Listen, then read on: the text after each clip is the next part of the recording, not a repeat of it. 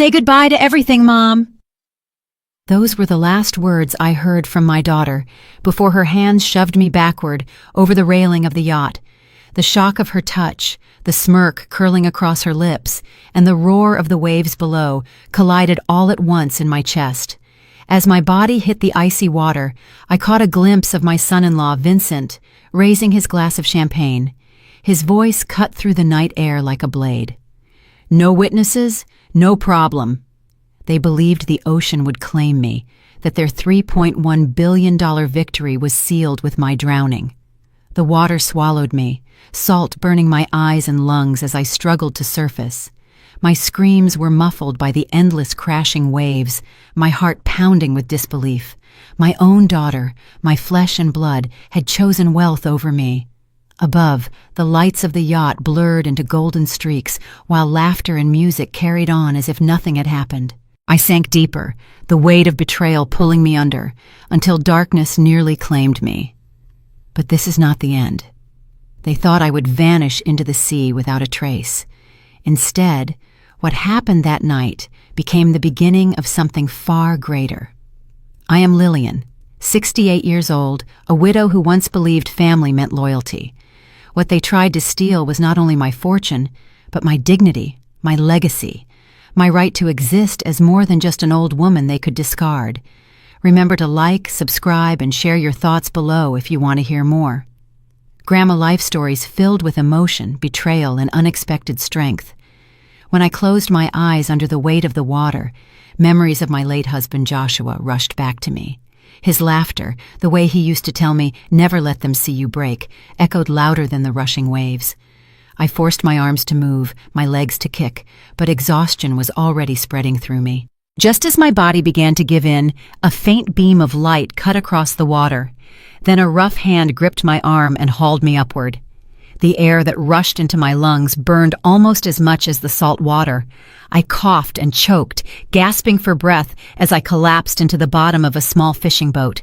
The world spun, my body trembling violently from shock. Above me, a man's silhouette steadied the tiller and pulled a blanket around my shoulders. His voice was calm, steady, and oddly familiar. "Easy now. You're safe." As my eyes adjusted, I recognized him. Marcus. Years ago, he had been the loyal lawyer who worked alongside my husband when our empire was expanding. Time had carved new lines into his face, but his eyes were the same. Watchful, deliberate, carrying secrets he never spoke aloud. I tried to form words, to ask how or why he was there, but my throat only managed a rasp. He didn't press me. Instead, he simply said, "They underestimated you, and that's their mistake." Wrapped in the blanket, I stared back at the sparkling lights of the yacht shrinking in the distance. My daughter was up there, celebrating my death with her husband, certain the empire was now theirs. Fury burned hotter than the cold. I realized in that moment that if I survived, and I had, I could no longer be the silent mother in the shadows. They wanted me gone, erased. But I would return, and when I did, they would never see it coming. The boat hummed gently as Marcus guided us toward the shoreline. Every wave seemed to whisper promises of justice, every crash against the hull fueling the storm inside me. I thought of Nathan, my son, gentle but overlooked, living in the shadow of his sister's ambition. He was out there somewhere, likely unaware of what Clara and Vincent had planned. I needed to reach him. I needed to protect what remained of my family, and I needed to honor Joshua's foresight. As the coastline of Florida came into view, memories pressed against me again. The family dinners that had turned into battles of words, Clara's dismissive glance each time I tried to speak, Vincent's smug reminders that times had changed. "You don't understand business anymore," they would say. They thought age had made me irrelevant. They mistook silence for weakness. That night on the yacht proved they believed their own lies. But they had overlooked something vital. Joshua never trusted appearances. He always prepared for storms, even on sunny days. If Clara and Vincent believed everything would fall neatly into their greedy hands, they had forgotten the man who built this empire, and the woman who stood beside him. Marcus finally spoke again, his tone carrying the weight of old loyalty. "You'll need strength for what's coming, Lillian. Joshua left more behind than they realize, and he trusted me with it." His words sent a shiver through me that had nothing to do with the cold. He knew something my daughter and son-in-law had not accounted for. As the boat scraped against the shore, I stood shakily, clutching the blanket tight. My hair was drenched, my body trembling, but inside me, a fire had been lit. They thought they had buried me beneath the waves, but I was walking back to land, step by step, stronger than before. That night became the line between the woman I had been and the woman I was about to become. They believed their inheritance was secure. They believed I was gone.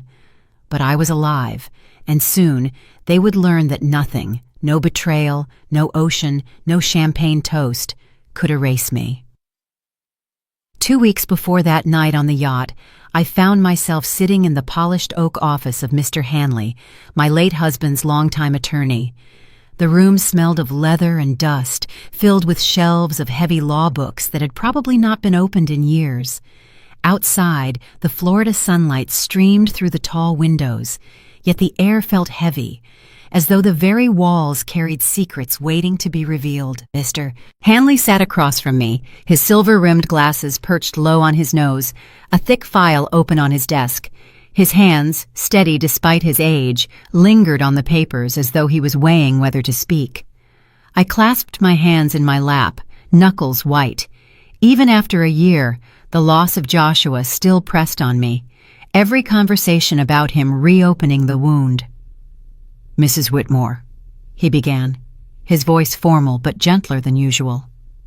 "Your late husband left instructions that were not to be disclosed until this very date.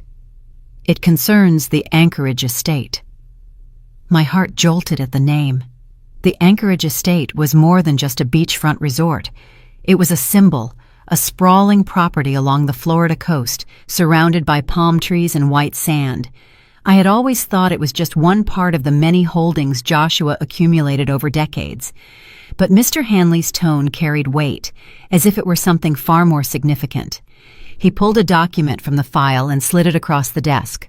The paper was thick, the kind Joshua favored when signing important contracts. My hands trembled as I picked it up. "This," Hanley continued, "is a supplemental will prepared by your husband in absolute secrecy. According to his instructions, I was bound not to reveal it until today. It outlines specific provisions regarding the Anchorage estate. He considered it the heart of his empire." I stared at the words, my vision blurring with tears. Joshua had purchased the estate early in our marriage, back when money was still tight, though I had never understood why he poured so much into it. To me, it had simply been one of his projects, another venture that kept him late at the office. But as I read the lines of his will, I realized he had bought every inch of that land himself, never involving partners or shareholders. He had built it into a self-contained jewel, separate from the tangled web of the corporation. The will stated clearly, if ever his family turned against one another or betrayed me, control of the Anchorage estate would pass under a conditional trust. I alone would have lifelong usage rights. Beyond my lifetime, succession would depend on loyalty, not bloodline. I pressed a hand against my mouth, unable to breathe for a moment. Joshua had foreseen something. He had known that greed could infect even the closest bonds. He had built a fortress of sand and steel to protect me, even beyond the grave. Before I could form words, the door opened. Clara entered, heels striking the marble floor with practiced authority. My daughter was dressed in a tailored suit, her makeup flawless, her confidence radiating like a shield. She smiled at Mr. Hanley, but spared me only a fleeting glance. "Mother," she said crisply, sliding into the chair beside me, "I trust this won't take long. I have a board meeting in an hour." Hanley cleared his throat. "Your father prepared a supplemental will. It pertains directly to the Anchorage estate." Clara's eyebrows arched, suspicion sharpening her tone. "The Anchorage? I thought that was just another resort. What's so special about it?" I handed her the document, my fingers reluctant to let go. She snatched it and skimmed quickly, her lips tightening with each sentence. When she reached the clause about my lifetime rights, she slammed the paper back onto the desk. "So he favored you," she snapped, her voice laced with bitterness. "All these years, we worked to expand the company, and he left the crown jewel to you? Not to us, not to his children, but to his grieving widow?" Her words sliced through me, but it was not grief I felt. It was the sting of betrayal even before her ultimate act. Clara had always measured life in terms of profit and loss, but hearing her dismiss me so easily hurt more than I wanted to admit. "Clara," I whispered, my voice unsteady, "this isn't about favor. Your father wanted to protect us. He knew family could falter. He knew money could blind us." She laughed coldly. "Or maybe he just thought you were easier to control." Mr. Hanley interjected, his tone firm. "Miss Whitmore, your father's decision was deliberate. He trusted your mother with the anchorage because he believed it represented his legacy, not merely an asset. I advise you to respect his wishes." Clara leaned back, her arms crossed, eyes glinting with contempt. "Respect? While she clings to her seaside castle, what about the rest of us? What about the future of the corporation? He put sentiment over strategy, and now we'll all pay for it."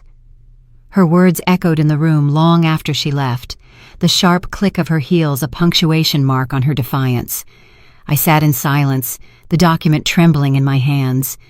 Joshua had believed in me more than I believed in myself, but Clara's disdain cut deeper than I wanted to show. I thought of Nathan, my youngest, so unlike his sister, gentle and hesitant, always overshadowed by her ambition. Would he understand Joshua's vision, or would he too resent me for holding on to the anchorage? Mr. Hanley's voice broke my thoughts. "Lillian, your husband trusted you to safeguard what mattered most. Do not doubt yourself. The Anchorage estate is more than property. It is a shield, and perhaps one day it will be your weapon." I folded the document carefully, sliding it back into the envelope with reverence. Joshua had left me more than memories. He had left me a key, hidden in plain sight, to a future I did not yet understand. That night, alone in my room, I placed the envelope in my drawer and stared at it for hours. My heart was torn between sorrow for the man I had lost and fear of the storm rising in my own household. Clara's eyes had burned with resentment. I knew then that something dangerous was growing inside her, a hunger that would not stop at words. 2 weeks later, on the deck of a glittering yacht, I would feel that hunger push me into the sea. But on that quiet afternoon in Mr. Hanley's office, all I felt was the trembling weight of paper in my hands and the knowledge that Joshua had seen what I could not, the betrayal waiting to surface. The weeks after Mr. Hanley's revelation weighed on me like an invisible chain. I carried the knowledge of Joshua's hidden will in my heart, guarding it as carefully as the envelope tucked away in my drawer.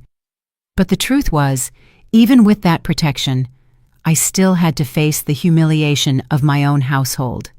Clara and Vincent made sure of that.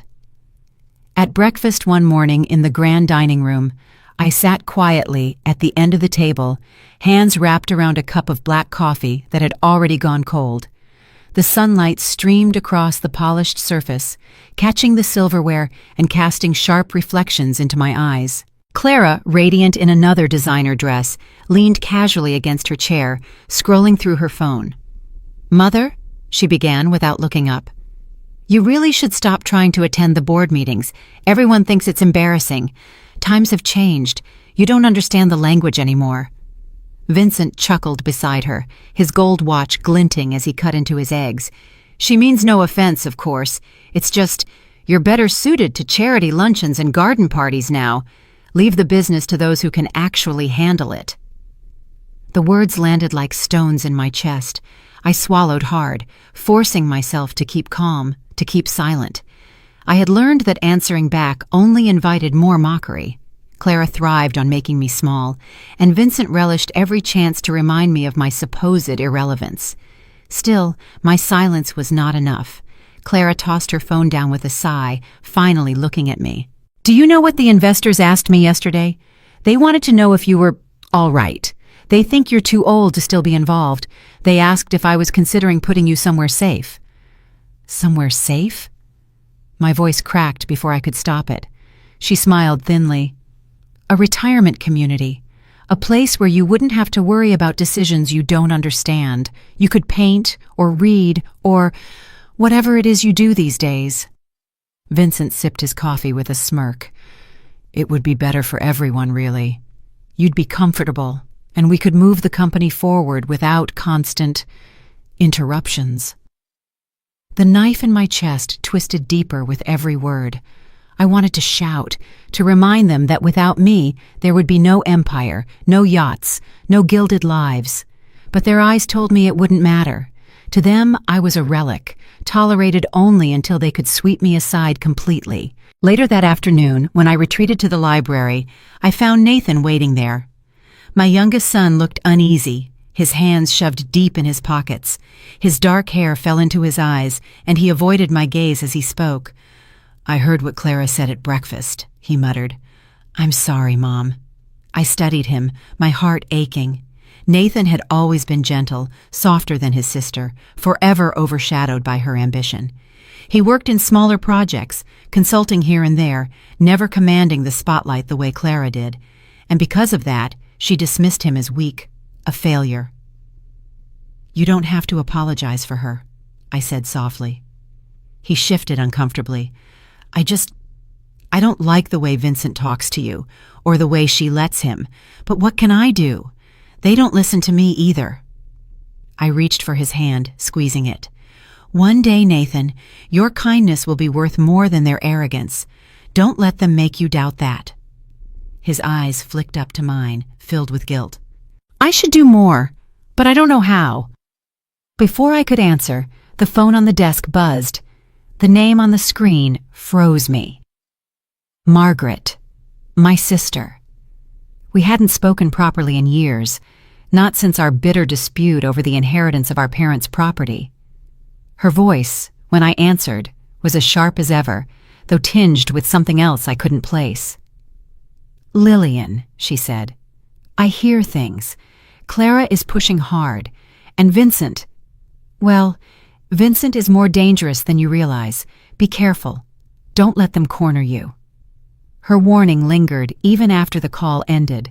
Margaret had been many things: stubborn, prideful, difficult, but never a liar.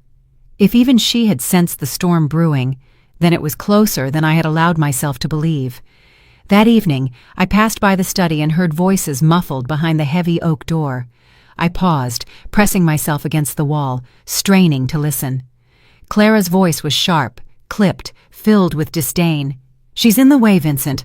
As long as she holds any rights, we can't move freely. We need her out, completely out. The investors won't respect me until she's gone." Vincent's reply was colder still. "Then we make it happen. No more half measures. If she won't step aside willingly, we'll take matters into our own hands." My heart pounded so hard, I thought it might betray my presence. Their words sliced the last thread of doubt. This was no longer about petty insults or belittling glances. This was a plan, deliberate and ruthless. They were preparing to erase me, just as surely as they would erase a line from a contract. I slipped away silently, every step heavy with dread. My own daughter, my flesh and blood, had aligned herself with a man who saw me as an obstacle to be removed. They spoke of me as though I were nothing more than a name on a legal document, a signature to be erased. That night, I sat alone in my bedroom, staring at the framed photograph of Joshua on the nightstand. His eyes seemed to watch me, steady and knowing, as though he had always suspected this day would come. I thought of his secret will, his foresight in protecting the Anchorage estate, and I realized he had not just been protecting me from the outside world, he had been protecting me from my own blood. The walls of my home, once filled with family laughter, now felt suffocating, each room echoing with betrayal. Nathan's quiet support was a flicker of light, but it was not enough to cut through the shadows spreading around me. Clara and Vincent were moving quickly, and Margaret's warning rang louder in my ears. I knew then that survival would demand more than endurance. It would demand action. Joshua had left me the means. What remained was the courage to use it. The morning I returned to the Anchorage estate, the ocean breeze carried a chill that felt more like warning than welcome. My driver slowed the car as we turned off the highway onto the long private road that curved through acres of palms and flowering magnolias. The air smelled of salt and hibiscus. Beyond the gates, the estate stretched out like something torn from a dream, yet layered with memories I had long ignored. It had been years since I had walked these grounds. Joshua had visited often, keeping this place alive in a way I never understood. I had always assumed it was just another resort among many, a jewel in his crown, but nothing more. Now, after Hanley's revelation, I looked at it differently. This was not just property. It was legacy, fortress, secret. The driveway opened into a courtyard where fountains spilled water into stone basins shaped like seashells. Tall arched windows reflected the morning light, and the sound of waves crashing against the shore echoed faintly in the background. The main building stood proud, its white stucco walls gleaming against the blue of the sky, with terracotta roofs sloping like the shoulders of giants. I stepped out of the car, clutching my shawl against the wind. My shoes clicked against the tiled courtyard, each step pulling me closer to a past I hadn't realized was waiting for me. As I entered the lobby, my breath caught. Marble floors, chandeliers dripping with crystal, murals of ocean vistas painted across the vaulted ceilings. It was opulent, but in a way that felt carefully intentional, as though every detail had been designed not for guests, but for family, for history. A manager greeted me politely, his voice rehearsed. "Mrs. Whitmore, welcome back. It has been a very long time." He bowed slightly, then gestured for an attendant to take my bags. I nodded without words. My eyes were already roaming, searching for something more than courtesy, more than memories. Later, when I walked through the hallways alone, I let my hand trail along the walls. I passed suites lined with heavy oak doors, conference rooms filled with leather chairs, lounges where the scent of cigars still lingered faintly. And then, at the end of a narrow corridor, I found something unexpected. A locked door, hidden behind a faded tapestry. I pressed my palm against it. The wood was cool, resistant. The lock was old, brass tarnished with time. A memory stirred. Joshua, years ago, telling me this resort had corners I would never need to see. "Not every door is meant to be opened, Lillian," he had said. At the time I thought he was only teasing. Now I knew better. I asked the manager about the room later that day. His expression flickered before smoothing into a professional smile. "That area is not for guests, Mrs. Whitmore. It is archival." Archival. The word lingered in my mind. That night, after the staff had retreated and the estate grew quiet under the hum of cicadas, I returned. I carried a ring of keys Hanley had pressed into my hand with a knowing look before I left his office. One of them slid perfectly into the brass lock. With a quiet click, the door yielded. The room smelled of dust and cedar. Inside, shelves lined the walls, stacked with files, ledgers, old contracts. A single lamp sat on a desk, its shade tilted, waiting as if someone had only just left. My pulse quickened as I stepped inside, closing the door softly behind me. In the corner stood a safe, its steel door unmarked except for the familiar crest of our family engraved near the top. My breath caught. I knew Joshua's habits well enough. He never built something without leaving behind a piece of himself in it. I searched the drawers of the desk until I found it, a small envelope with my name written in his precise handwriting. My hands trembled as I tore it open. Inside was a note. "Lillian, if you are reading this, it means the day has come when trust within our own blood has broken. I have seen the hunger in their eyes. Clara believes power belongs to her. Vincent will use her pride as his weapon. I could not protect you forever in life, but I can shield you beyond it. In this safe lies a contract with a man I once trusted. If betrayal comes, he will know what to do. Do not fear the tide. Ride it. Rise above it. Joshua." Tears blurred my vision as I traced his words with my finger. Joshua had seen everything I had been too blind to admit. He had prepared for this long before I realized how far Clara had fallen into Vincent's grasp. With shaking hands, I turned the wheel of the safe. It clicked open slowly, reluctantly, as if it too knew the weight of what it carried. Inside, beneath stacks of sealed documents, was a leather folder. I pulled it out, the weight of it solid, undeniable.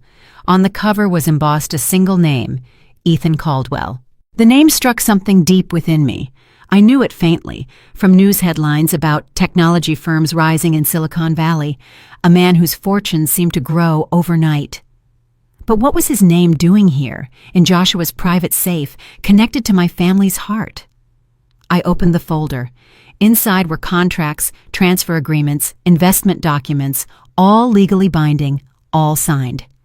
Joshua had negotiated years ago with Ethan Caldwell as a silent protector. Should the company ever fall into corruption, Caldwell would become the legal owner of the Anchorage estate, holding it in trust for me until the end of my life. The room tilted around me. Joshua had hidden not only his foresight, but an entire web of strategy, preparing even for the betrayal of his own daughter. He had chosen an outsider, someone I barely knew, to guard what was most precious. My hands pressed flat against the desk as I tried to steady myself. A mixture of sorrow and awe coursed through me. Joshua had trusted me enough to leave me this secret, but he had not trusted our children, and now I understood why. I folded the letter carefully, placing it back into the envelope. My fingers lingered on the ink of his signature.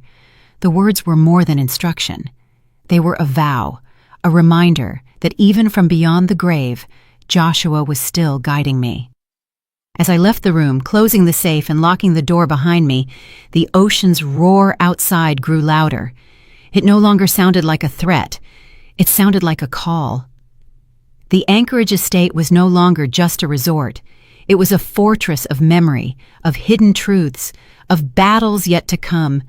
And I knew, as the waves crashed against the shore, that the tide of betrayal had already begun to rise.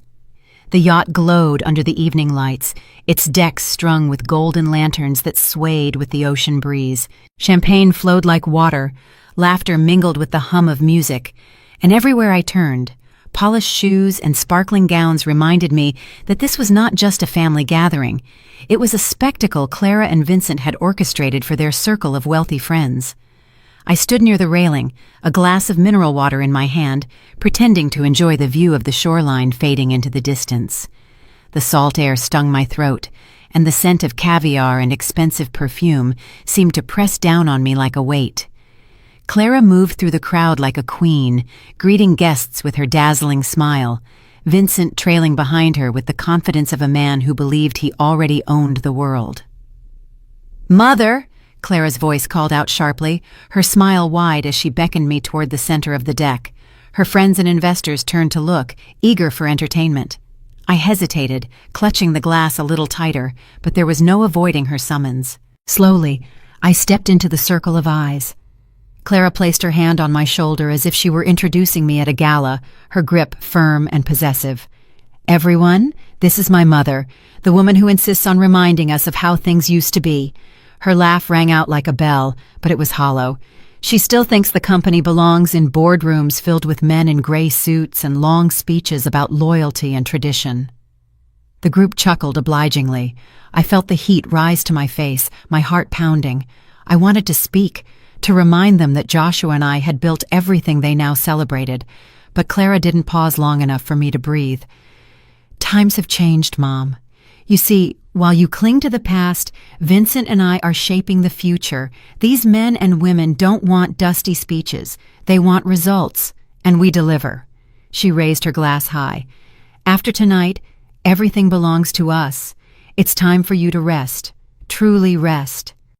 Her words sliced through the air, cruel and deliberate. Gasps and murmurs rippled through the crowd. I felt every eye burning into me, pitying, judging, delighting in the humiliation. My grip faltered, the glass slipping slightly in my hand. "Clara," I whispered, my voice trembling, "you don't know what you're saying." Her smile widened, gleaming like a blade. Oh, I know exactly what I'm saying. You've had your time. You're old, outdated. Tonight is the beginning of something new, and it has nothing to do with you. A hand suddenly reached between us. Nathan stepped forward, his face pale but determined. Enough, Clara, he said firmly, though his voice shook. She's our mother. You don't get to talk to her that way. The crowd shifted, intrigued by the unexpected confrontation. Clara's expression darkened, but before she could speak, Vincent stepped in. He placed a hand on Nathan's chest and pushed him back, his smile cold and practiced. Stay out of this, little brother. You've never had the stomach for real business. Don't embarrass yourself. Nathan stood his ground, his fists clenched at his sides. I won't let you humiliate her in front of everyone. Vincent's eyes narrowed. With a sudden shove, he knocked Nathan off balance, sending him stumbling against a table. Glass shattered, champagne spilling across the deck. Gasps rose again, but this time edged with nervous laughter, as though the guests weren't sure whether to be scandalized or entertained. I rushed forward, reaching for Nathan, but Vincent stepped between us, his frame tall and unyielding. Take your son and go below deck if you can't handle the truth, he sneered. This is a celebration, not a history lesson. Clara's hand brushed his arm, steadying him, but her eyes locked on mine with venom. You should be grateful we're even acknowledging you tonight. After all, without us, where would you be? Alone in some dusty house with your memories. She turned back to the guests, lifting her glass once more. To the future, to power, to progress, and to finally moving past the old. The cheer that followed was half-hearted, a chorus of forced enthusiasm. I stood frozen, my arm wrapped around Nathan's shoulders as he straightened himself, his breathing heavy, his pride wounded. My heart ached for him. He had tried for the first time to stand tall against them, and he had been struck down before he could find his footing. Yet even in that moment of humiliation, I felt something shift inside me. Clara had spoken too boldly, revealed too much of her hunger. I saw the way some of the investors exchanged glances, uncertain whether her arrogance was strength or poison. And I knew, as I looked at Nathan's trembling hands and Vincent's cruel smile, that this night was only the beginning of their unraveling. I stayed silent, choosing not to give them the satisfaction of seeing me break. But inside, the fire burned hotter than ever. Joshua's letter, the safe, the contract with Ethan Caldwell, all of it flashed in my mind. They believed tonight was their coronation. They believed I was finished. As the yacht sailed deeper into the dark waters, laughter resuming as though nothing had happened, I stood at the railing again. The ocean stretched endlessly, black and merciless. I gripped the cold steel tight, whispering to myself words no one else could hear. You think I'm finished, but I am only just beginning. Next is segment 6, Betrayal at Sea. The night grew heavier as the yacht drifted farther from the shore. Lanterns still glowed across the deck. Laughter still swirled among the wealthy guests. But beneath it all, I could feel the storm of Clara's ambition closing in. The humiliation from dinner still burned in my chest. Nathan's failed attempt to defend me replaying like a wound I could not cover. I tried to steady myself at the railing, staring into the dark expanse of the ocean, but even the waves seemed to whisper the danger that was about to unfold. Clara approached me quietly, her heels clicking softly against the wooden deck. Her glass of champagne caught the light, a shimmer of gold against the darkness. She looked like the perfect hostess, smiling, graceful, radiant. But her eyes, sharp and cold, betrayed the truth.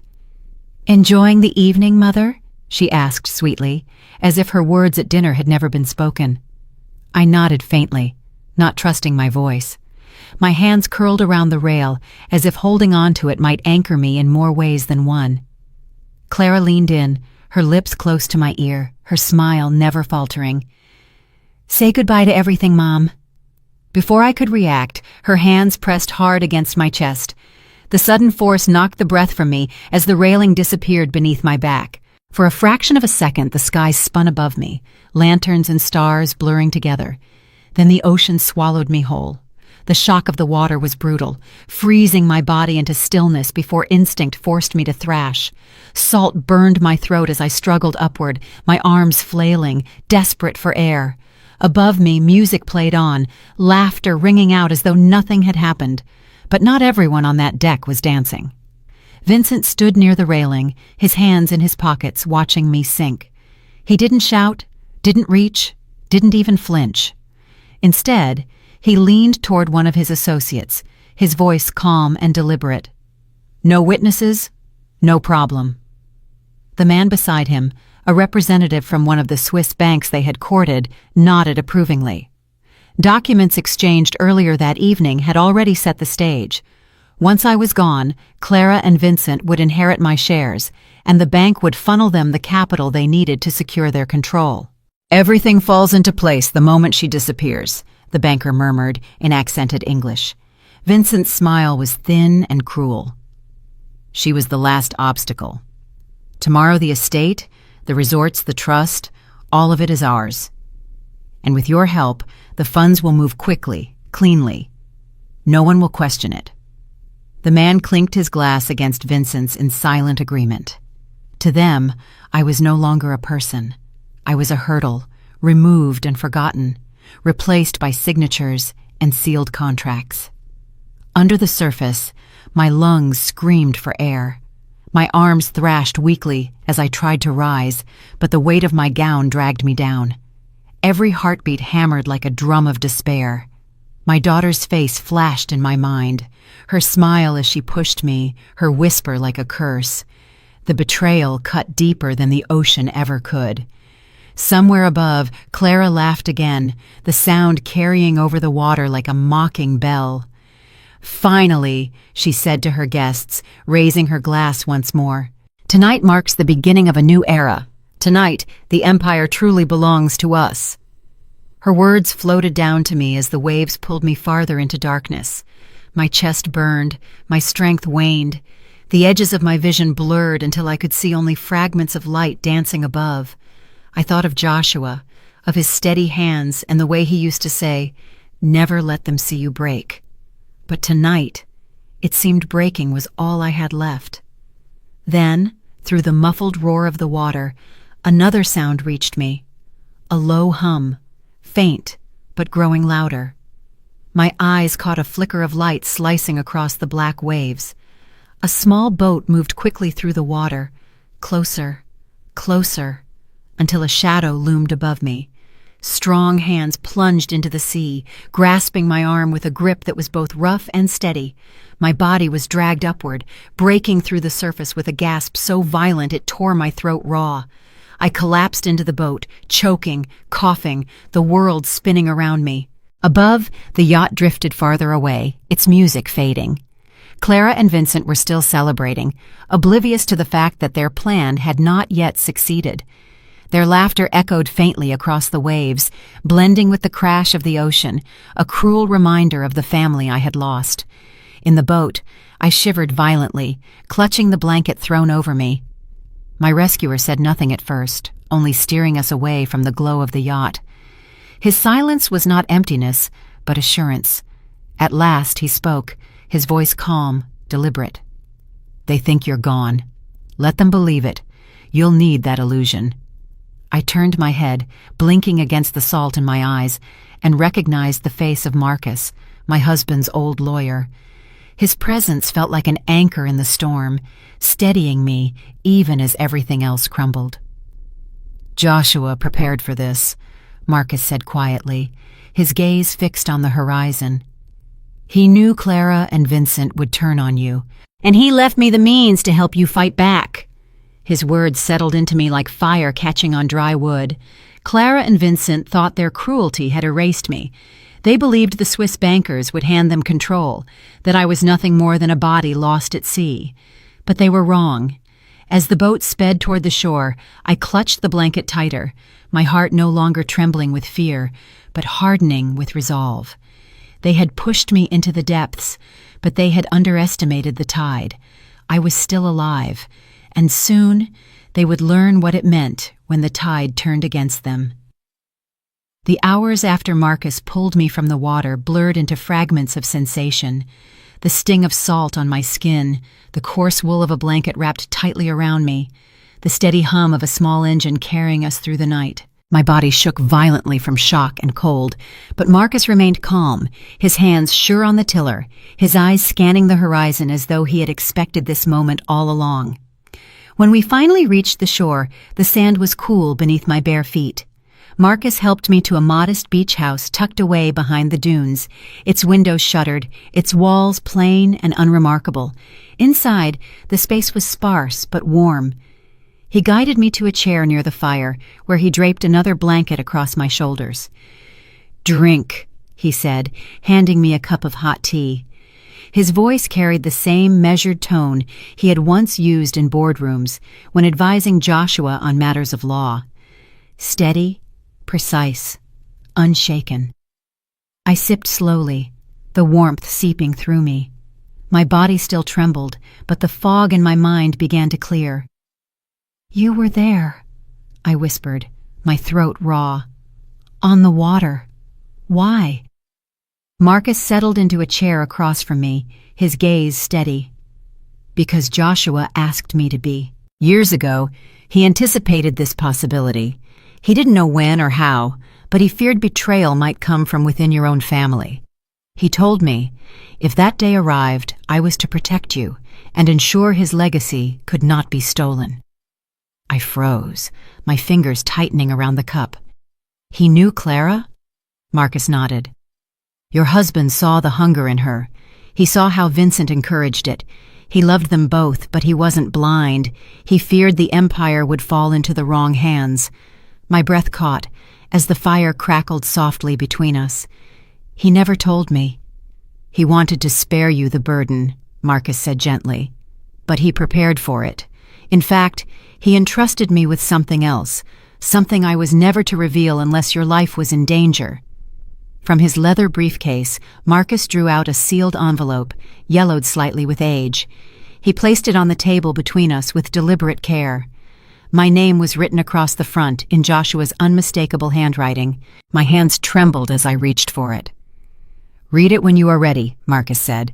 "But know this, Joshua did not only leave you words, he left you power." I tore open the envelope, my heart pounding. Inside was a letter, short but clear. "Lillian, if you face the moment when trust has been broken and your safety threatened, remember this. The empire was never meant to belong to greed. I gave Marcus the authority to act on my behalf. Enclosed is the contract transferring control of the Anchorage estate to an external guardian, should you be endangered. That guardian is bound by law to protect you, and to ensure the estate cannot be seized by those who would destroy it. You are not alone. Trust Marcus. Trust what I built for you."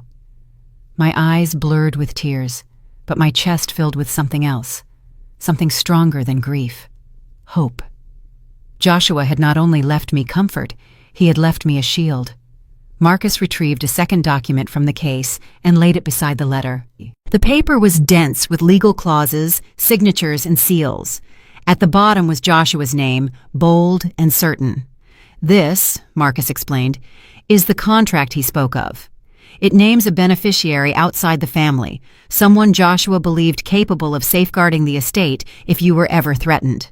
For now, the identity is sealed, but the contract is binding. If Clara and Vincent attempt to seize control, they will find themselves powerless."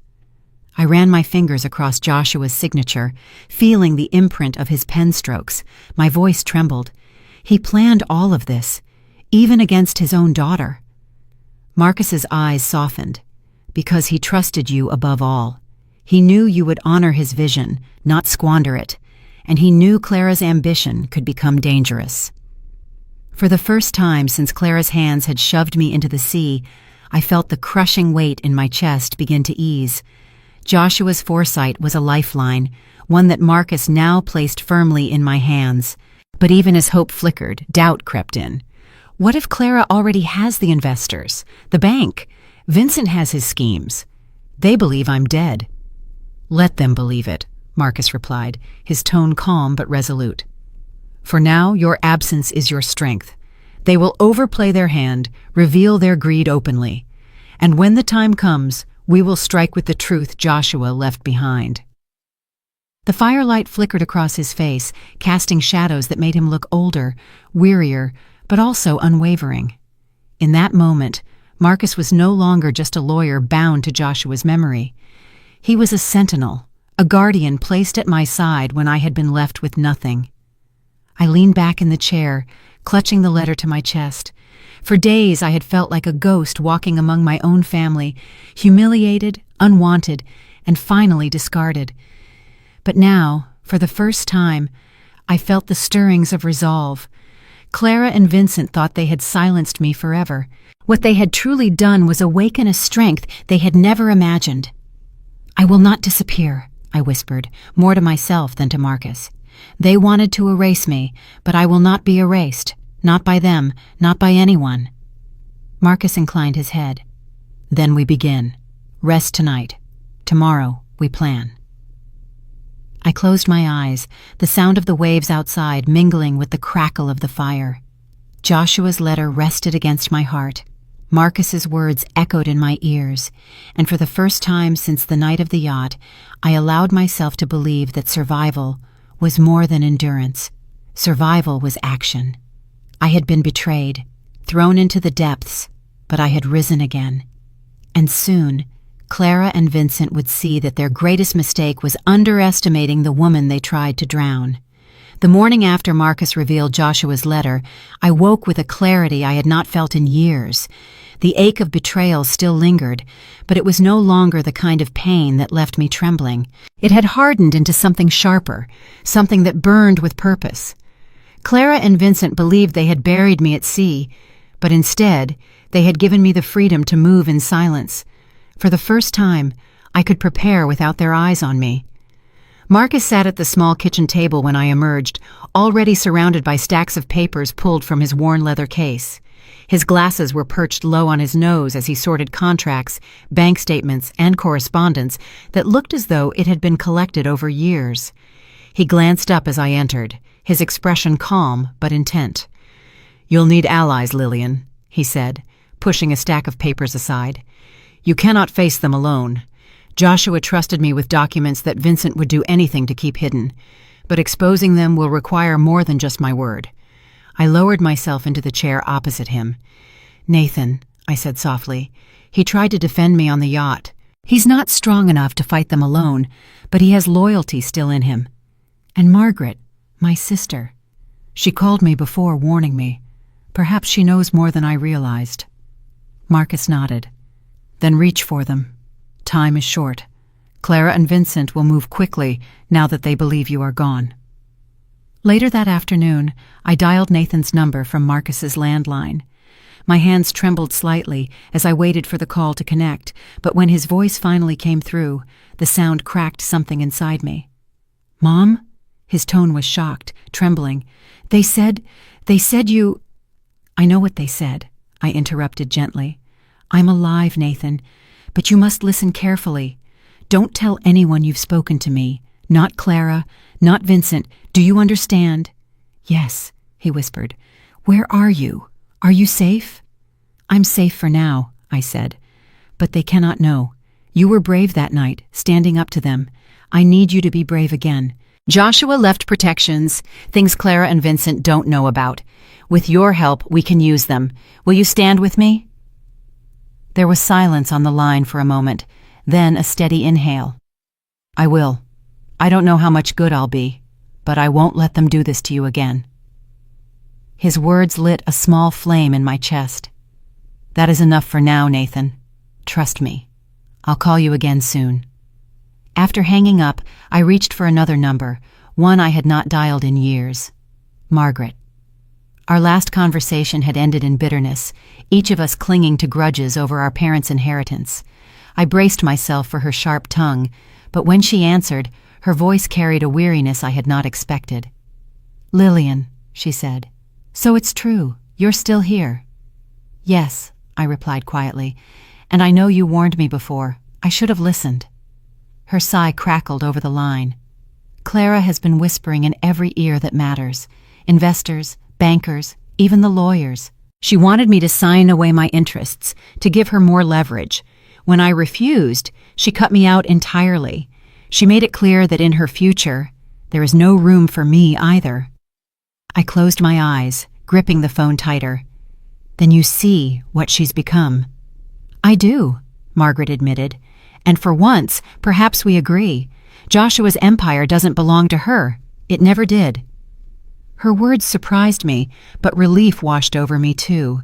For the first time in decades, Margaret and I stood on the same side of a line. I need your help, I said.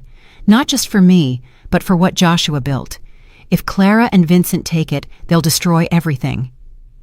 There was a pause before Margaret answered, her voice firm. Tell me what you need me to do. When I hung up, I turned to Marcus, my heart steadier than it had been in days. They're with us, I said simply. Marcus gave a small nod, but his expression remained serious. He pushed a new folder toward me. Good, because you'll need them. Look at this. I opened the folder. Inside were photocopies of bank transfers, shell company registrations, and receipts marked with Vincent's signature. At first, the numbers blurred, overwhelming in their complexity. But Marcus leaned forward, pointing to key passages. These are records of Vincent's dealings with a Swiss bank. He's been laundering money for years, funneling funds through offshore accounts to cover his debts and finance his lifestyle. Clara may believe she's inheriting stability, but what she's really tied to is corruption. If this evidence reaches the right people, Vincent will not only lose his standing, he could face prison. The weight of the documents pressed down on me. And you've had this all along? I collected them quietly over time, Marcus explained. Joshua suspected, but we never had reason to confront Vincent directly. Now, however, they are your weapon.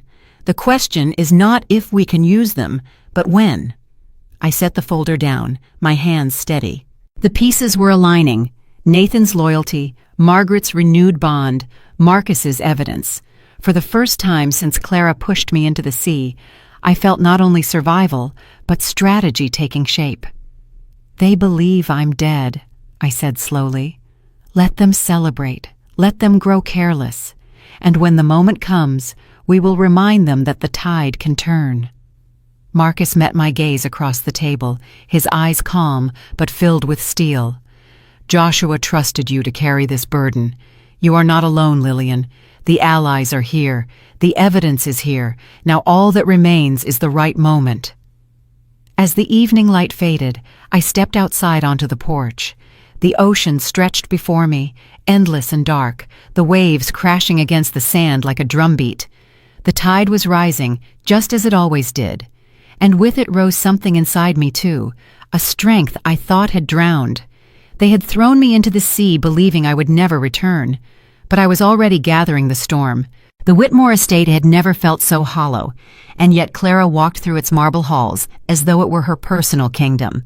The servants had been instructed to open every window and light every chandelier, to flood the rooms with gold and glass, so that the night itself could witness her victory.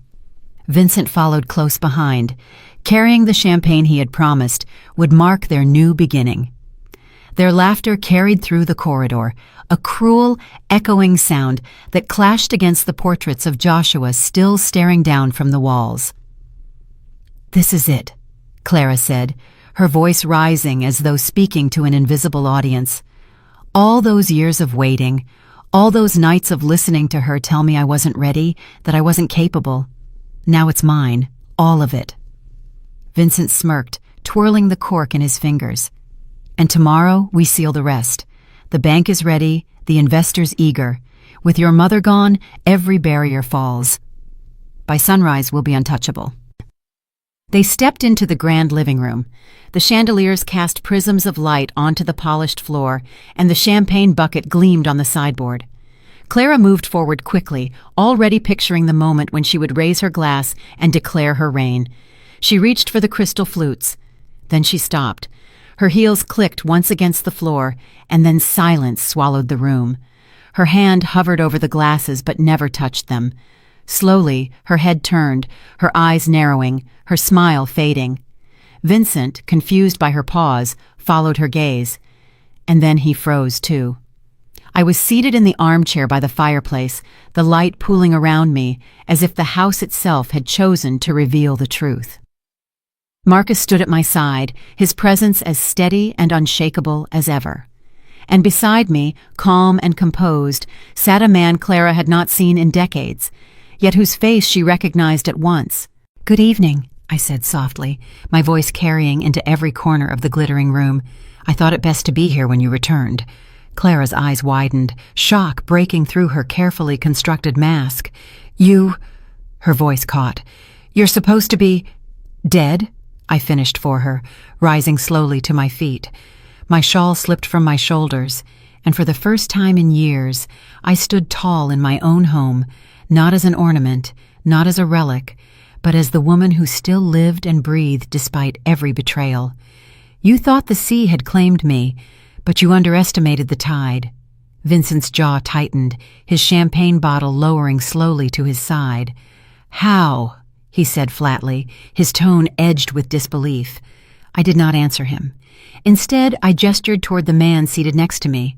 His gaze was steady, his posture commanding.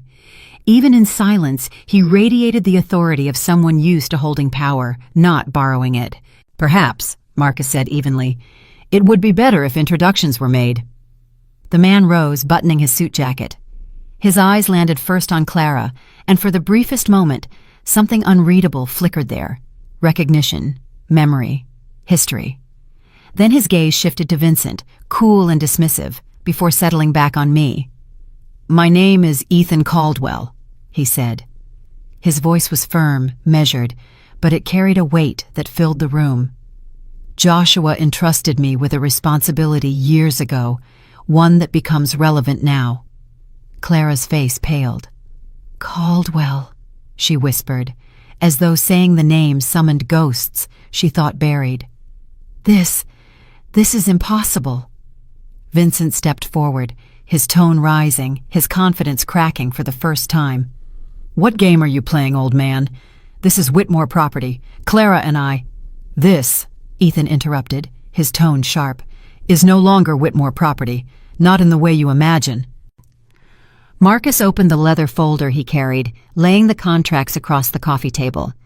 The seals glistened under the chandelier's light, and Joshua's signature stretched across the bottom of each page with bold finality. "Years ago," Marcus explained, "Joshua executed a contract with Mr. Caldwell. He transferred ownership of the Anchorage estate to him, with stipulations. Ethan is, in every legal sense, the rightful owner. But Joshua added one condition above all others. Lillian retains lifetime rights to the estate, its assets, and its protections. Nothing can be taken from her while she lives." The silence that followed was electric. Clara's mouth opened, then closed again, her eyes darting between the documents and Ethan's calm expression. Vincent's hands tightened around the neck of the champagne bottle until his knuckles turned white. "That's not possible," Clara snapped at last, her voice rising with desperation. "He wouldn't do that. He wouldn't sell our inheritance out from under us." "He didn't sell it," Marcus corrected coldly. "He safeguarded it, against greed, against betrayal, against exactly this moment." I stepped closer, my voice steady now, every word chosen with care. "You see, Clara, your father trusted me. He trusted that I would honor his vision. He trusted that one day, if his fears came true, the truth would rise with me. And here it is." Clara's hands trembled, her composure crumbling. No, this is ours. He built it for us." "He built it for the future," I answered quietly. "And he knew you would not protect it. That is why he gave it to Ethan, and why he gave me the strength to endure until this day." Ethan remained silent, but his presence filled the room like an iron wall. Clara glanced at him again, recognition flickering once more, something personal, something buried in her past. But she said nothing. Her lips pressed tight, her chest rising and falling as she struggled to control her fury. Vincent slammed the champagne bottle onto the table, his voice hard with defiance. This changes nothing. Paper doesn't stop power. The investors are with us. The bank is ready. You can parade your contracts all you want, but money talks louder than sentiment." Marcus's expression sharpened. "Then you had better pray your bank never sees the records I hold. Because once they do, Vincent, your empire of borrowed money collapses overnight." The room vibrated with tension.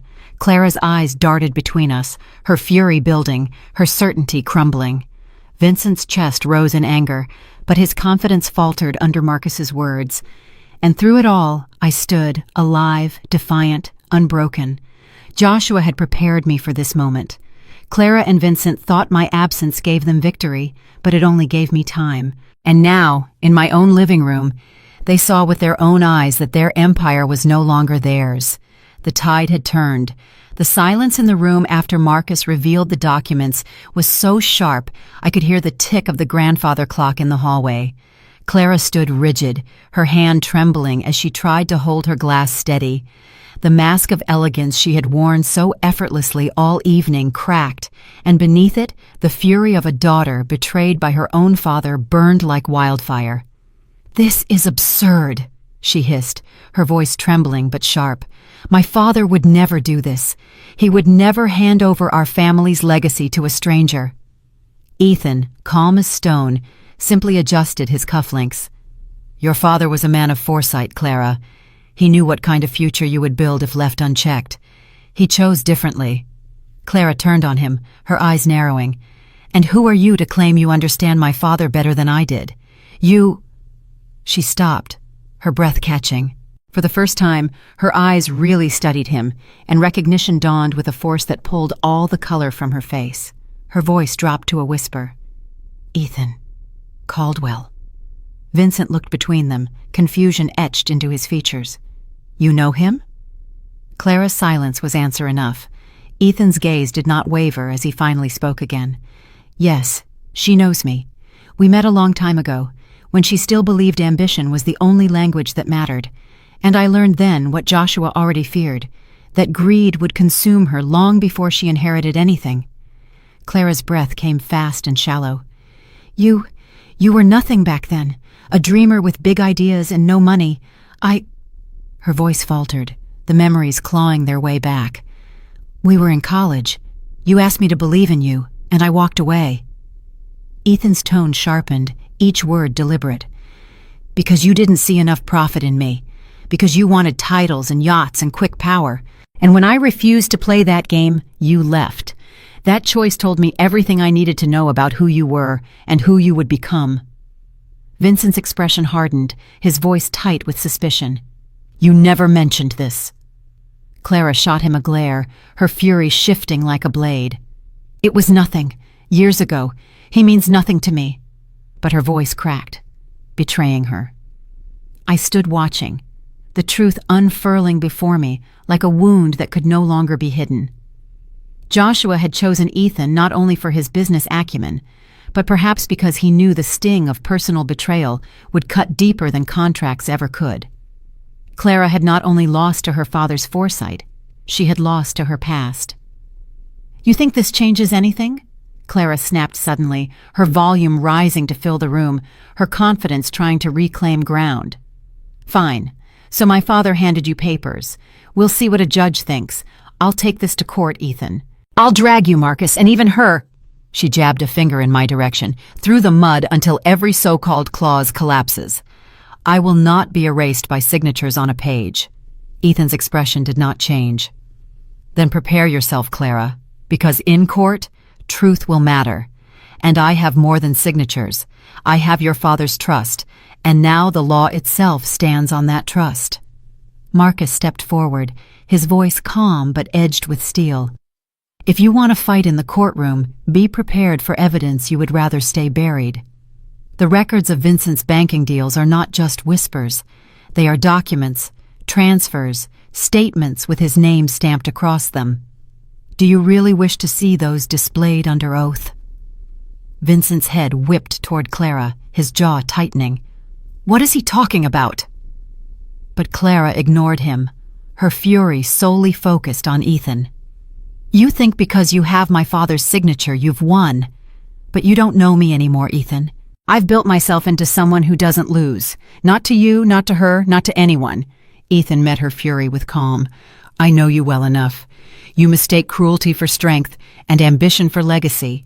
You never learned that true power isn't taken, it's earned. That is why your father trusted me instead. The silence that followed was heavy, broken only by the faint fizz of champagne spilling over the edge of the forgotten glass. Clara's chest rose and fell with anger, her face flushed with humiliation, but beneath it all, fear had begun to creep into her eyes. For the first time, Vincent pulled away from her side. His hand no longer rested confidently on her shoulder. Doubt clouded his expression as he studied her, piecing together the parts of her life she had hidden from him. You knew him, he muttered, his voice low but sharp. And you never said a word. Why? Clara snapped, her voice breaking. Because it didn't matter. He was nothing back then. He should still be nothing now. Ethan's eyes hardened. But I am not nothing, and I am here because Joshua knew that when the tide turned, it would take someone outside your greed to preserve what he built. The room pulsed with tension, every chandelier crystal reflecting a war of past and present colliding. Clara tried to steady herself, her chin lifting as she gathered what little control she had left. Fine, you think you've won the night, but tomorrow the lawyers will hear from me, and when I am finished, you'll wish the sea had swallowed you, Mother. Her words dripped with venom, but I no longer flinched. The woman who had pushed me into the ocean now stood trembling on the edge of her own unraveling. Ethan's presence had shaken her to her core, not only as a businessman, but as a memory she had tried to bury. I looked at her, my voice calm and deliberate. Clara, this isn't about who wins or loses. It's about what your father chose. You cannot undo what he set in motion. No matter how loud you scream, no matter how far you reach, you will never change the fact that you are not the one he trusted. Her eyes blazed, but for the first time, she had no answer. The following days felt like a storm gathering over the estate. Clara's threats had not been idle words shouted in anger. She and Vincent moved swiftly, their contacts in business and politics spreading like dark vines into every corner of our lives. The estate that had once been a sanctuary turned into the front line of an invisible war. One afternoon, Marcus returned from a meeting in town with a grim look etched across his face. He placed his briefcase on the table and poured himself a glass of water before speaking. "They've hired counsel," he said flatly. "Not just any counsel. Vincent has brought in a lawyer with deep ties to the local judges, a fixer. Someone who specializes in making inconvenient problems disappear." Nathan, who had been pacing by the window, turned sharply. "Disappear? You mean like bribery?" Marcus nodded. "More than that. Influence. This man knows which palms to grease, which ears to whisper in. If we face Clara and Vincent in court under his watch, the scales won't be balanced. They're preparing to bury us before we can even speak." My chest tightened, though not with surprise. Clara had inherited Joshua's sharpness, but none of his integrity. Vincent, however, was the true architect of this scheme. His ambition was cold, calculating, and utterly unmoored from conscience. "They think money will silence truth," I said quietly, my hands folded tightly in my lap. Margaret, seated nearby, leaned forward. "That's how they've always thought, Lillian. They believe every person has a price, but not everyone does." Marcus exchanged a glance with her, then reached into his briefcase and withdrew another folder. This one was thicker, bound with a worn leather strap. He laid it on the table with deliberate weight, sliding it toward me. "This," he said, "is why we still have a chance." I untied the strap with trembling hands and opened the folder. Inside were pages of bank records, wire transfers, and contracts written in cold, sterile numbers. Each page bore Vincent's signature, connecting him to a network of offshore accounts in Switzerland and the Cayman Islands. Marcus tapped the papers with his finger. "These documents link Vincent directly to money laundering. He's been using shell corporations to hide debts, moving funds from one bank to another to cover his losses. It's not only unethical, it's criminal. If exposed, these records could destroy him." Nathan stepped closer, his brow furrowed as he scanned the pages. So he's been gambling with everything? With the company? With the estate? Yes, Marcus said. And if this ever reaches federal eyes, he won't just lose face. He'll face charges that no judge or bribed official can erase. A strange calm settled over me as I studied Vincent's looping signature on the documents. The very hands that had clinked champagne glasses to my supposed death had also signed his own undoing. Joshua had always said arrogance was a man's blind spot, and here it was in ink. Margaret gave a sharp, humorless laugh. So the mighty son-in-law isn't as invincible as he pretends. He's been bleeding the empire dry just to keep himself afloat. Marcus leaned back in his chair. That's why they're desperate to secure the estate now. Vincent's debts are deeper than Clara knows. Without new capital, he's finished. If he loses this fight, he doesn't just lose property.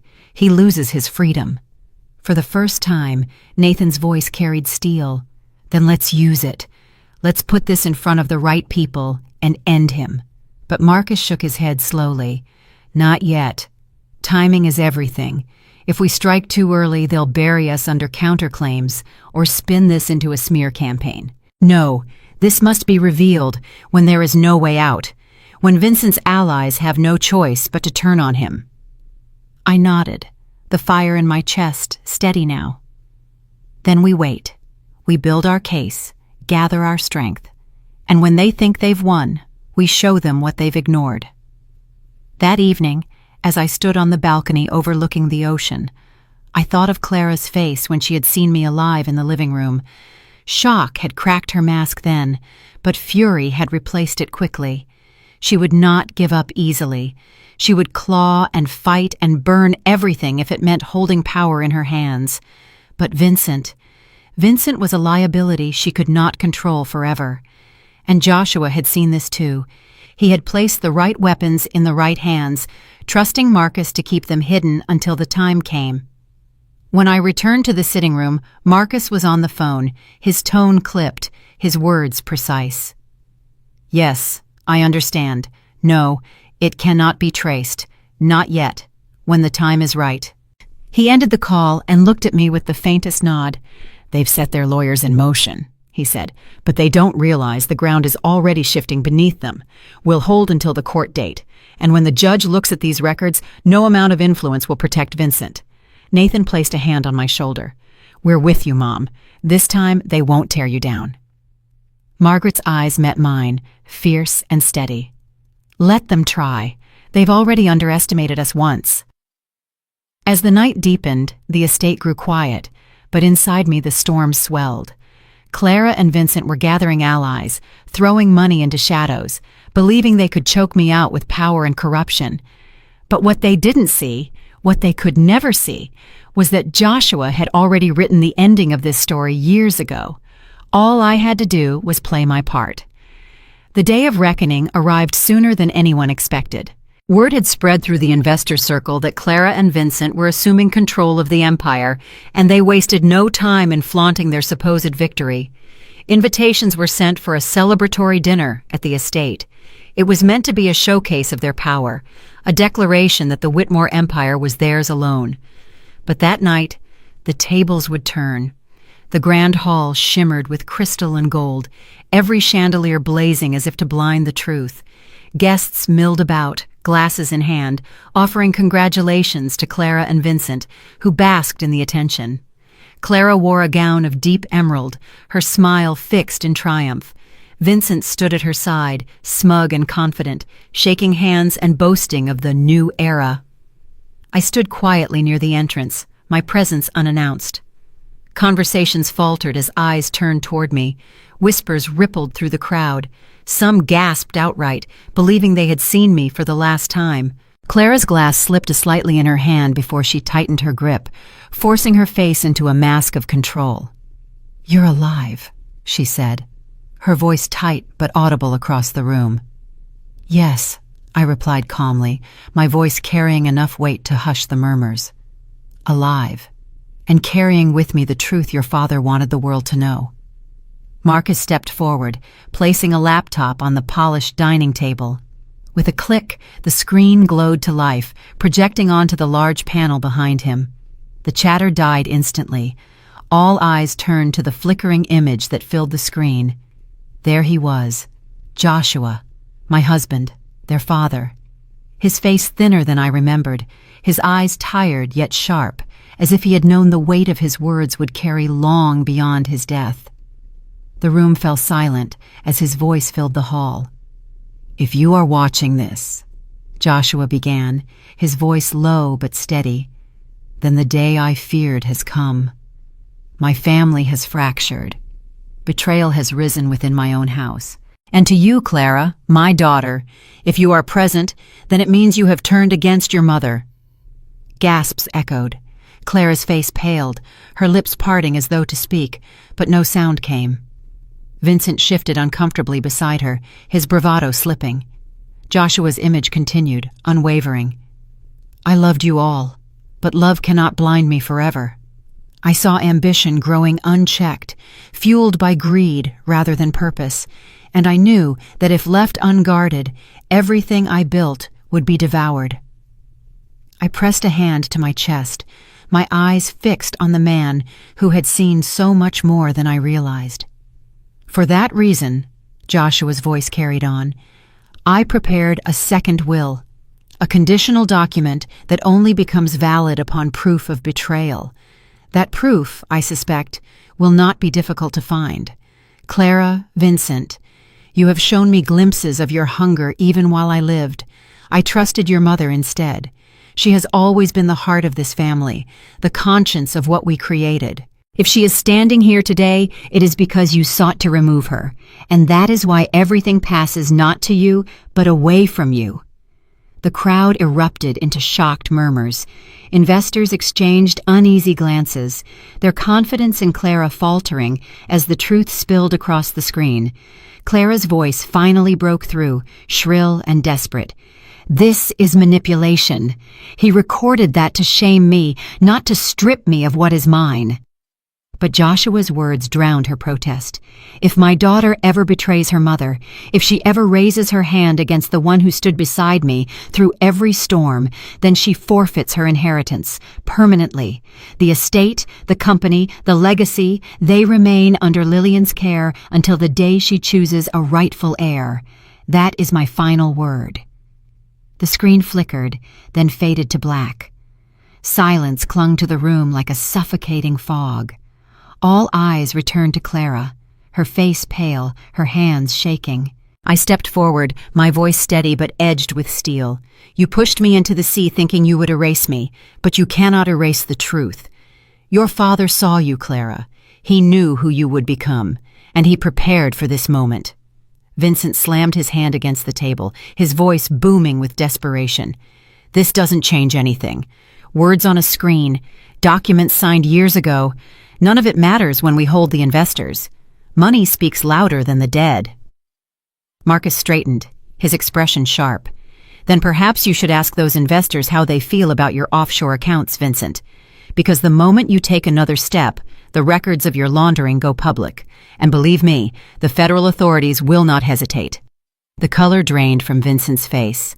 The room buzzed with whispers as Marcus lifted a thick folder of evidence and placed it on the table for all to see. The investors leaned forward, curiosity quickly turning to alarm as they caught sight of the damning pages. Clara's voice cracked, a mix of fury and panic. "You can't do this! You can't strip us of everything! It's ours!" "No," I said firmly, my voice rising above the chaos. "It was never yours. It was entrusted to us to protect, not to corrupt. You were given love, Clara, and you turned it into a weapon. Now you will live with the consequences." The hall erupted into divided voices, some guests stepping back from Clara and Vincent, others rushing toward Marcus for clarity, still others simply staring in stunned silence. But through it all, I felt the power shifting. For the first time in years, I was no longer the humiliated mother in the corner. I was the woman Joshua had trusted to carry his legacy forward. I turned toward the portrait of my husband, hanging above the fireplace, his steady eyes watching over the room. "You saw this coming," I whispered to him in my heart. "And now so do they." The battle was not finished, But the tide had turned. Clara and Vincent's arrogance had been laid bare before their peers, and their empire of illusions was crumbling. The path ahead would lead to the final confrontation, the true climax of everything Joshua had foreseen. But as I stood tall beneath the chandeliers, the proof glowing in every stunned face around me, I knew one thing with certainty. I was no longer their victim. I was their reckoning. The estate's great hall was transformed into something it had never been before: a courtroom. The long mahogany dining table became the bench, with documents stacked neatly in place of silver platters. High-backed chairs lined either side, seating investors, advisors, and family friends who had been called as witnesses or observers. The chandeliers blazed above us, throwing a harsh light over every face, leaving no shadow to hide in. Clara and Vincent sat together at one end, flanked by their newly acquired legal team, a group of men in crisp suits who whispered urgently in their ears. Clara's eyes blazed with fury, but her hand trembled each time she adjusted her necklace. Vincent looked composed at first glance, but the faint sheen of sweat on his brow betrayed him. At the other end sat Marcus, papers arranged before him with meticulous precision. Beside him, Ethan radiated calm authority, his presence as commanding as any judge. I sat between them, my hands folded on the table, my gaze steady. I was no longer the woman who had been humiliated, shoved into the sea, or cast aside. I was standing in the role Joshua had prepared me for, the defender of his legacy. The room fell silent as Marcus rose, his voice carried with the weight of truth. We are here because Clara Whitmore and Vincent Hale have sought to seize control of the Anchorage estate and the Whitmore holdings by force, deceit, and betrayal. But their attempt collapses today under both the letter of the law and the foresight of Joshua Whitmore himself. Clara shot to her feet, slamming her palm on the table. This is a farce. You parade contracts and old recordings, but none of it matters. My father built this empire for his family. For me, not for outsiders. Her words rang through the hall, but Ethan rose slowly, his movement deliberate, commanding the room's attention before he spoke. Your father built this empire for the future, Clara, and he trusted that future to those who could preserve it, not destroy it. He sold the Anchorage estate to me years ago, but make no mistake, he did not sell it to enrich me. He did it to shield it from you. The audience erupted in whispers. Clara's face went white, her lips parting in disbelief. Sold? You're lying. Marcus held up the original contract, bearing Joshua's unmistakable signature. This is the deed of transfer. Joshua transferred legal ownership of the estate to Ethan Caldwell, with one stipulation above all, that Lillian Whitmore retain full lifetime rights, authority, and control over every asset. Ethan Caldwell is merely a custodian. The estate remains, in truth, under Lillian's care until the day she chooses to pass it forward. The words settled like thunder rolling across the room. I drew a slow breath, steadying the storm inside me, as Clara's mask shattered before everyone's eyes. You mean? One of the investors murmured from the gallery. She never lost it? Marcus answered without hesitation. Correct. Every signature Clara and Vincent gathered, every bank whisper, every boast made in this hall, it was all smoke. The empire is not theirs. It has never been theirs. Clara's fury cracked into panic. No, he would never have trusted her over me. She doesn't understand the business. She's weak. Ethan turned toward her, his expression unflinching. She is stronger than you ever understood. Joshua knew it, and he placed his trust not in ambition, but in loyalty. That is why he protected her, and why you stand exposed today. Vincent finally rose, his voice cutting like a blade. This is nothing but theater. You can flaunt your contracts all you like, but money runs the world. Our investors stand with us, not with her. Before he could continue, Marcus opened another folder and spread its contents across the table. Vincent's bank records, transfers to offshore accounts, and evidence of laundering so detailed that even the lawyers at his side recoiled. The color drained from Vincent's face as the papers were passed down the line of stunned observers. These are the dealings of Vincent Hale, Marcus declared, his voice ringing with finality. Shell corporations, hidden debts, funds moved illegally across borders. The empire he claims to inherit would be dragged into ruin the moment these reach federal authorities. Do you truly wish to tie your names to his corruption? The room buzzed with outrage. Investors leaned back, some shaking their heads, others whispering urgently to each other. The tide had turned before their eyes, and Vincent's carefully spun illusion crumbled into dust.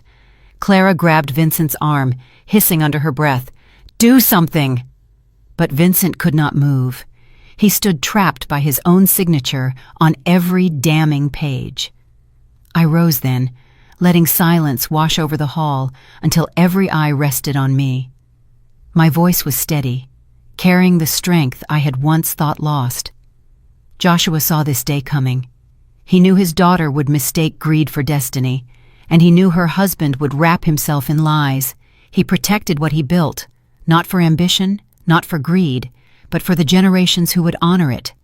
That is why he trusted Marcus. That is why he trusted Ethan. And that is why he trusted me. The words echoed until even Clara could not speak. Her face twisted, fury and shame warring across her features, but her silence was louder than any protest. Vincent lowered himself slowly back into his chair, defeated by the evidence spread before him. Ethan's final words sealed it. The empire remains with Lillian Whitmore. That was Joshua's will. That is the law, and that is the end of this. The room erupted, not in applause, but in a collective release of tension, as though every person had been holding their breath. The truth had been spoken, and there was no going back. Clara collapsed into her chair, trembling with humiliation, the fire of her ambition reduced to ash. Vincent stared at the floor, his shoulders hunched in silent defeat, and I, standing in the light of the chandeliers, felt the weight of years lift from me. Betrayed, discarded, nearly drowned, I had risen, not only alive, but victorious. Joshua's foresight had guided me here, and now justice had been carried out. The morning after the confrontation, the estate no longer hummed with celebration or deceit. Instead, it pulsed with an energy I had not felt in years, calm, steady, and alive with justice. The newspapers had already carried whispers of what had unfolded in the great hall the night before. By sunrise, the truth had begun to spread far beyond our marble walls. I stood at the balcony, watching the ocean roll in with its steady rhythm, when the first black SUVs appeared at the gates. They drove up the long driveway in a precise line, stopping just shy of the fountain. Men and women in dark suits emerged, badges glinting in the morning light. The Federal Bureau of Investigation had arrived. Inside, Clara and Vincent were still clinging to the tatters of denial. Clara paced the foyer like a caged animal, her hands shaking as she shouted into her phone, "They can't do this to me. This is my house, my name.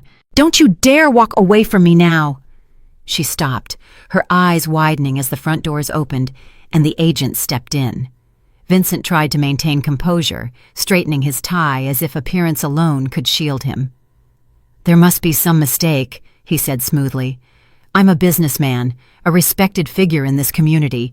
You don't storm into homes like this without cause." The lead agent held up a warrant.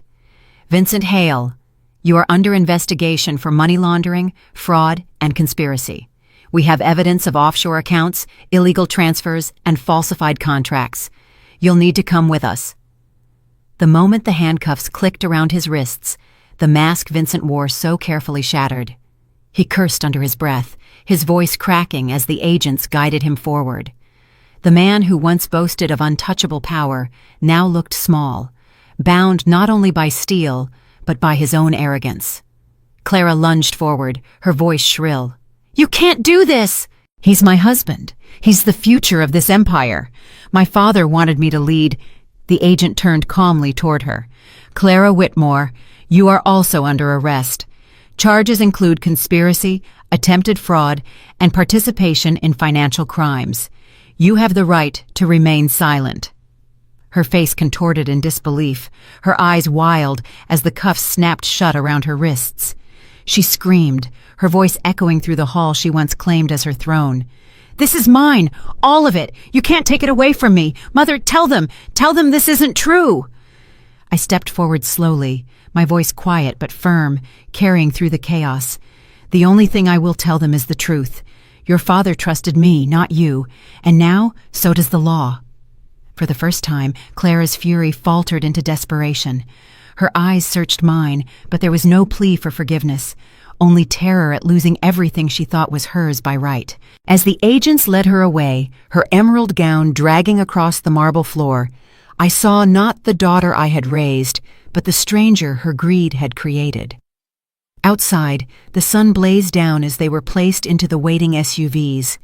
The gates closed behind them with a finality that felt almost like a seal on the past. The empire they had tried to seize now stood beyond their reach forever.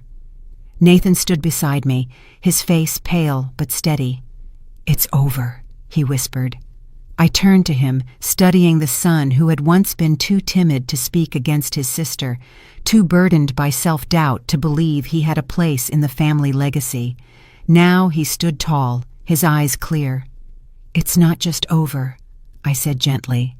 "It's beginning." Later that evening, Marcus gathered us in the study. The documents Joshua had prepared, the safeguards and conditional clauses, were laid out once again. With Clara and Vincent stripped of all claim, the path was clear. Marcus slid the final page across the desk toward Nathan. "By your father's design," Marcus explained, "and by your mother's decision, you are now the heir to the estate and the family holdings. Your mother retains full authority until she chooses to step aside, but from this day forward, you stand as the rightful successor." Nathan hesitated, his hand hovering over the paper. "I don't know if I'm ready for this." "You are," I said softly, placing my hand over his, "because you have what they never did, respect, humility, and the heart to honor what your father built. You don't have to be perfect, Nathan. You only have to remember that legacy is not about control, it's about stewardship." He looked into my eyes, searching, and then slowly signed his name. The pen moved with quiet confidence, sealing a future that Joshua had always hoped for. Margaret, who had stood silently at the edge of the room, gave a small nod. "Joshua would be proud," she said. "Not just of you, Nathan, but of both of you, for finding your way back to what matters." That night, the estate was quiet again, but this time it was not the silence of fear. It was peace. For the first time in years, I felt the weight of betrayal lift fully from my shoulders. Clara and Vincent were gone, their empire of deceit dismantled by their own greed. Nathan's signature now stood as proof that the family's future rested on steadier ground. I stepped onto the balcony once more, the ocean stretching endlessly before me. The tide rolled in and out, steady, eternal, reminding me that even the deepest betrayals could be washed away in time. Justice had been served, legacy had been preserved, and for the first time, hope carried forward on the waves. The days after Clara and Vincent's arrest felt like the breaking of a long and heavy storm. For years I had lived with a weight pressing against my chest, a weight made of humiliation, betrayal, and silence. But now, the air at the Anchorage estate was lighter, freer, almost as though the house itself had been waiting for justice to clear its halls. I chose not to return immediately to the grand residence where Clara had so often tried to strip me of dignity. Instead, I settled in the smaller villa by the sea, a place Joshua once called his sanctuary. Its whitewashed walls and wide windows faced the endless horizon, where the sun rose each morning like a promise. There, I began to live again. Each day started quietly. I painted in the mornings, filling canvases with the colors of the water and sky, capturing the way the light changed with every hour. The act of holding a brush steadied me in ways words never could. It gave me peace, a reminder that creation was always stronger than destruction. Margaret often joined me, her sharp wit softening into laughter as she teased my imperfect sketches. The bitterness that once defined our relationship had faded, replaced by something gentler, sisterhood rediscovered in the twilight of our lives. In the afternoons, Nathan and I would ride along the shoreline. The estate's stables had been neglected for years, but we restored them together. Nathan was hesitant at first, unsure of his new role, but each time he steadied a horse or tightened a saddle strap, I saw him growing into himself. He was no longer the timid son who shrank beneath his sister's shadow. He was the heir Joshua had hoped for, a man who carried both kindness and conviction. We rode side by side across the sand, the waves crashing beside us, the wind filling our lungs. For the first time I felt truly alive, not as a survivor of betrayal, but as a woman who had reclaimed her place in the world. Evenings were for family dinners, small and simple. Just Margaret, Nathan, and me, gathered around a table on the terrace, sharing meals that reminded us of earlier, gentler times. We spoke of Joshua often, not in mourning, but in gratitude. His foresight had saved us. His love, even from beyond the grave, had shielded me when I needed it most. One evening, as the sunset turned the sky to molten gold, Ethan visited. He arrived not with contracts or documents, but with a quiet smile and a bottle of wine. We sat together on the terrace, the ocean stretching endlessly before us, and for a while, no one spoke. The silence was comfortable, filled not with tension but with possibility. Finally, Ethan leaned forward, resting his hands on the table. "Joshua gave me a responsibility," he said, "to protect the Anchorage estate, and I will always honor that. But perhaps it's time we think beyond defense. Perhaps it's time to give this place a life larger than ourselves." I tilted my head, curious. "What do you mean?" He glanced at Nathan, then at Margaret, before returning his gaze to me. "This estate has stood as a fortress against greed. But it can also be a beacon. What if we opened part of it to the community? A foundation, a retreat, a place where young people could learn, create, and dream, just as Joshua once dreamed when he built it. We could call it the Anchorage Foundation, not as a monument to wealth, but as a legacy of resilience." His words settled over me like the tide itself, slow and powerful. For so long, the estate had been a battlefield. The idea of transforming it into a gift, a sanctuary for others, brought tears to my eyes. Nathan nodded, his voice steady. "That's what Dad would have wanted. Not just to build an empire, but to leave something that mattered, something that lasted." Margaret smiled faintly, her hands folded on the table.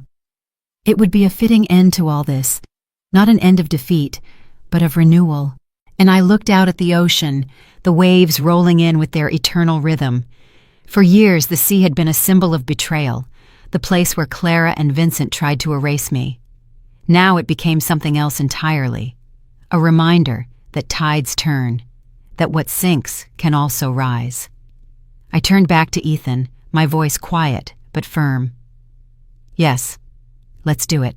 Let's give this place back, not as a prize for greed, but as a legacy of strength.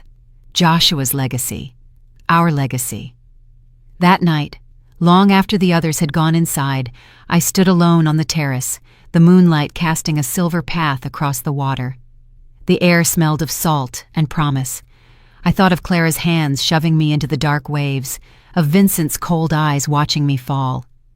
I thought of Joshua's letter, his voice on the recording, the trust he had placed in me when no one else did.